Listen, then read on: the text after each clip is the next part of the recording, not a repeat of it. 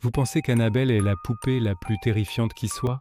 Laissez-moi vous raconter l'histoire de Robert, une poupée qui fait froid dans le dos depuis plus d'un siècle. Accrochez-vous bien, car ce que vous allez entendre dépasse l'entendement. Tout commence en 1904, à Key West, en Floride, dans la maison de la famille Otto. Le jeune Robert Eugene Otto, que tout le monde appelle Gene, reçoit en cadeau une poupée grandeur nature, habillée en marin. Il la nomme Robert, comme lui. Très vite, une amitié étrange se noue entre l'enfant et son jouet. Jean parle à Robert pendant des heures, et ses parents l'entendent parfois répondre avec une voix complètement différente. Au début, ils pensent que leur fils s'amuse à changer sa voix, mais les phénomènes étranges ne font que commencer. Des jouets sont retrouvés mutilés dans la chambre de Jean, des meubles sont renversés. Chaque fois que ses parents le grondent, l'enfant répond avec terreur: « Ce n'est pas moi, c'est Robert qui a fait ça. » Les voisins rapportent avoir vu la poupée se déplacer de fenêtre en fenêtre quand la famille n'est pas là. Des rires sinistres s'échappent parfois de la maison vide.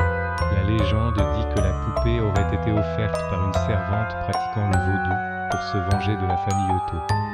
Gene grandit, mais il ne se sépare jamais de Robert.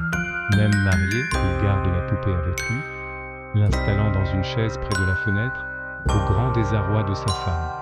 Après la mort de Jane en 1974, la maison est vendue et la nouvelle famille qui s'y installe découvre Robert, enfermé au grenier. Leur petite fille de 10 ans est terrorisée.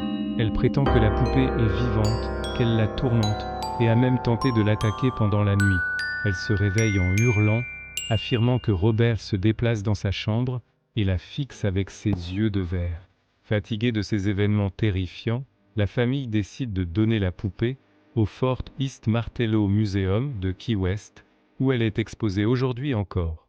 Mais même derrière sa vitrine de protection, Robert continue de faire parler de lui. Le personnel du musée et les visiteurs rapportent des phénomènes inexplicables. Des appareils électroniques qui tombent en panne sans raison, des orbes lumineux qui apparaissent sur les photos, et une sensation d'oppression intense en s'approchant de la vitrine. La règle est simple et très claire. Si vous voulez prendre une photo de Robert, vous devez d'abord lui demander la permission. Si sa tête s'incline légèrement, c'est un non. Si vous ignorez cet avertissement, une série de malheurs pourrait s'abattre sur vous. Accident de voiture, perte d'emploi, maladie soudaine, divorce.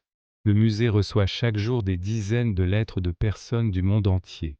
Ces lettres, accrochées au mur près de la vitrine, sont des messages de pardon. Des gens supplient Robert de lever la malédiction qu'ils ont subie après lui avoir manqué de respect.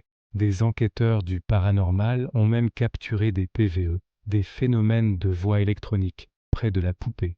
Des enregistrements audio où l'on entendrait des chuchotements, des rires et même des menaces claires. Certains prétendent avoir vu les expressions de son visage changer sous leurs yeux. Une photo prise par un visiteur s'est même dégradée de manière inexplicable en moins de 30 minutes, comme si une force invisible cherchait à effacer l'image. Alors, est-ce une simple coïncidence, une psychose collective ou quelque chose de bien plus sombre? La poupée Robert reste l'un des objets les plus hantés au monde, une source de fascination et de peur. Son histoire a même inspiré la franchise de films d'horreur Chucky. La prochaine fois que vous passerez devant un magasin de jouets, vous regarderez peut-être les poupées d'un autre œil. Merci d'avoir regardé cette vidéo. Si vous avez aimé, n'hésitez pas à laisser un pouce bleu et à vous abonner pour ne pas manquer nos prochaines histoires effrayantes. À très bientôt.